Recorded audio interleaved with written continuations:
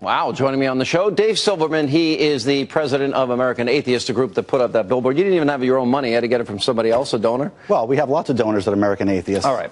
I don't really care what your views are. I get it. You don't believe in God. That's fine. You're free to believe whatever you believe. Is it just Christians you're picking on, by the way?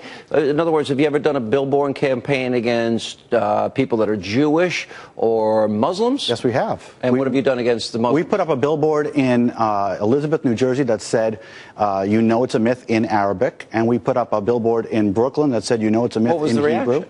Actually, the Islamic billboard, the Islamic people were actually all about, well, this is a free country and you can say what you want, and some people agreed and some people disagreed. Well, look at the reaction to the Danish cartoons, or look at the reaction to this YouTube video for Salman Rushdie and the Satanic Verses. There's been some very...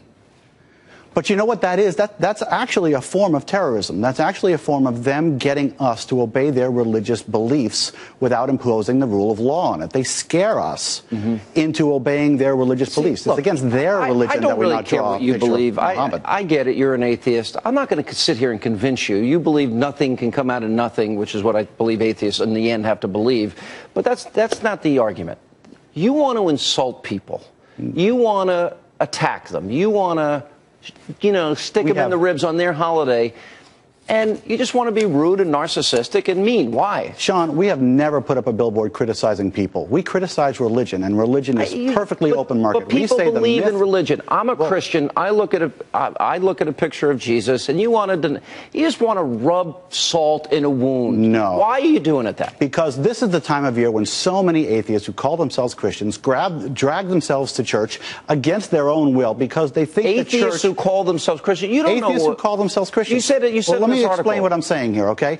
They drag themselves to church because they think that church is an integral part of Christmas, and it's not. We're saying for those people, you can keep the merry, you can have a party. You don't have to go to a church in which you don't believe. You don't have to pray to a God in which you don't believe, and you don't have to donate money. Nobody's forcing you to go to a Christian church, a Catholic church, a synagogue, or a mosque. I disagree. Wait a minute. Well, if they're allowing people to force them to go, that's their problem. Well, and we're telling them not to. That's exactly the point of the billboard.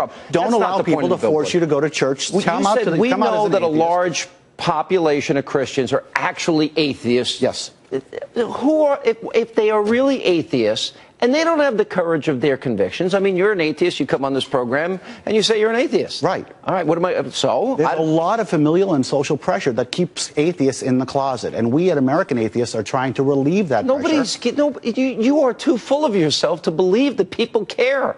No, they care very much. I don't really care. I know you don't care, Sean, but a lot of people do care, and they care very much because they think they're alone. And we're here to tell the atheists of this country that they are not alone. So they're that weak that they can have their families pressure them and force them into stating they're believers when they're not. I wouldn't say the word is weak. I would say the word is forced by their family and familiar pressures. No, nobody's forced. They're too weak to stand up for their I don't want to use the word weak, but I do want to use the word misguided. And we think that it is misguided for an atheist to call himself a Christian or a Jew or a Muslim when they should come out of the closet and give the gift of honesty this year to their family. It's the greatest gift. So what happens when you die? What do you think happens? You die, just like everything else in the universe. Yes. That's it. There's nothing else. It's not a pretty picture.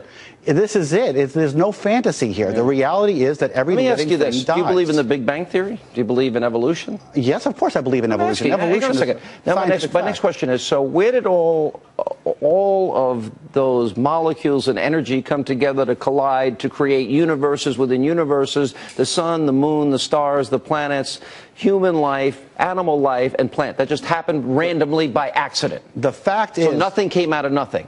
The opposite is God did it, and where did God come from? He came from nothing. Did he have parents? Did he have a creator? No, it's not a difference. Because you're looking at this from a very narrow, egotistical vantage point. It's not about ego. It's about science, You can't believe there's something greater than you. No, that's not it at all. The fact is that in absence of knowledge, if we don't know something, that's not evidence for an invisible magic man in the sky. That's evidence for the fact that we need to learn more. That's what it means. Good to see you. Hey, thanks for having me on the show. Merry Christmas. Happy holiday, Sean.